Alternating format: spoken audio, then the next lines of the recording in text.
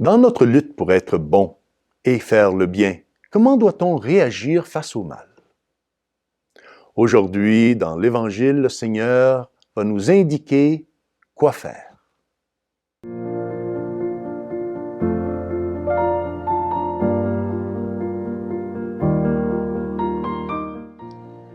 Salve Maria. Aujourd'hui, nous voyons le Seigneur encore une fois dans une controverse avec les autorités juives, avec les pharisiens. C'est la 5e controverse que Jésus a avec les pharisiens pendant qu'il est en Galilée. Plus tard, lorsqu'il montera à Jérusalem, le Seigneur va avoir 5 autres controverses. C'est saint Marc, aujourd'hui, qui nous relate ce fait dans le 3e chapitre de son Évangile, versets 1 à 6. Nous retrouvons le Seigneur dans une synagogue. Il est entouré de personnes. Il y a aussi les pharisiens qui l'observent. Et alors, on lui présente un homme avec une main paralysée. Le Seigneur immédiatement se dirige vers les pharisiens, car il sait qu'ils l'observent, et leur observation n'est pas avec de bonnes intentions. Évidemment, ils observent le Seigneur car ils cherchent un moyen de l'accuser. Et alors le Seigneur leur dirige ces paroles. Est-il permis le jour du sabbat de faire le bien ou de faire le mal, de sauver une vie ou de tuer? Mais les pharisiens se taisent. La loi de Moïse interdisait le travail lors du sabbat, car au temps du Seigneur, le sabbat est un jour saint. Un peu comme nous aujourd'hui les catholiques. Aujourd'hui, nous aussi, l'Église nous interdit de travailler le dimanche. Mais il y a des exceptions, évidemment. Et ce sont ces exceptions que le Seigneur, ici, il est en train d'introduire aux pharisiens. Mais les pharisiens, eux, ils ne sont pas intéressés aux exceptions. Ils ne sont pas intéressés de l'enseignement du Seigneur. Ils cherchent un moyen de l'accuser. Alors, comment est-ce que le Seigneur réagit face à cela? Avant de vous donner cette réponse, pensons un peu que signifie la paralysie. Pourquoi est-ce que la main de l'homme est paralysée? Est-ce que ça veut dire que notre âme aussi peut être paralysée? Eh bien oui, avant le baptême, notre âme était paralysée. Que signifie la paralysie? La paralysie, ça veut dire l'inefficacité, ça veut dire l'inutilité, ça veut dire que nous n'avons pas accès à la grâce de la sanctification. Notre âme peut aussi devenir paralysée lorsqu'on commet des péchés.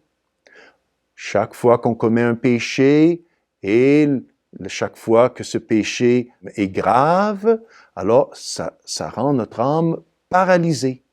Ça nous rend inefficaces à recevoir le salut. Et c'est pour ça que nous avons accès au sacrement du pardon, de la réconciliation, de la confession. C'est pour ça que nous avons aussi la grâce de l'Eucharistie qui nous donne une vie, qui nous donne une force d'âme. Et c'est aussi, enfin, la grâce qui nous est donnée par le Seigneur. Car nous avons été guéris. Nous avons été guéris par notre Rédempteur lorsqu'il a étendu ses mains sur le bois de la croix. Mais alors, comment réagir face au mal? Eh bien, c'est le Seigneur qui va nous l'indiquer. Le Seigneur, évidemment, il guérit la main paralysée de l'homme, mais aussi il réagit face au mal des pharisiens. Et comment réagit-il? Saint Marc écrit, « Promenant sur eux un regard de colère, navré de l'endurcissement de leur cœur, il dit à l'homme, étends la main. Et la main fut guérie. » Le Seigneur, donc, a une colère contre le mal, contre la jalousie, contre l'envie des pharisiens, et il est navré.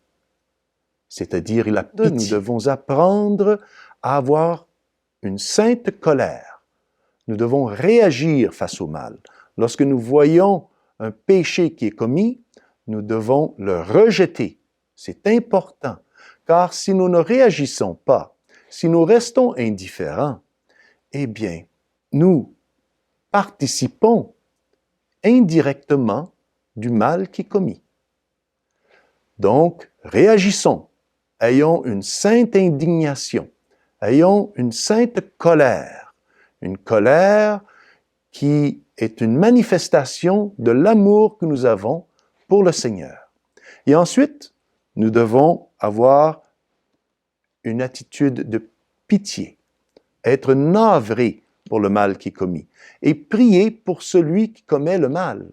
Ce sont les deux réactions du Seigneur et c'est comme ça que nous devons réagir face au mal. Donc, une sainte colère et une pitié, plein de prières pour la conversion de ceux qui commettent le mal. Alors, demandons à la Sainte Vierge aujourd'hui de nous donner cette force d'âme du Seigneur, de nous donner la grâce de sa guérison, de façon qu'il soit toujours présent avec sa grâce de guérir la paralysie de nos âmes, qui nous empêche de réagir lorsqu'il y a un mal qui est commis, parce que nous sommes peut-être aussi pris du péché, alors que la Sainte Vierge nous donne la grâce de la conversion et aussi de la contrition. Et la Sainte Vierge, alors, nous unira chaque fois plus à son divin Fils, Jésus.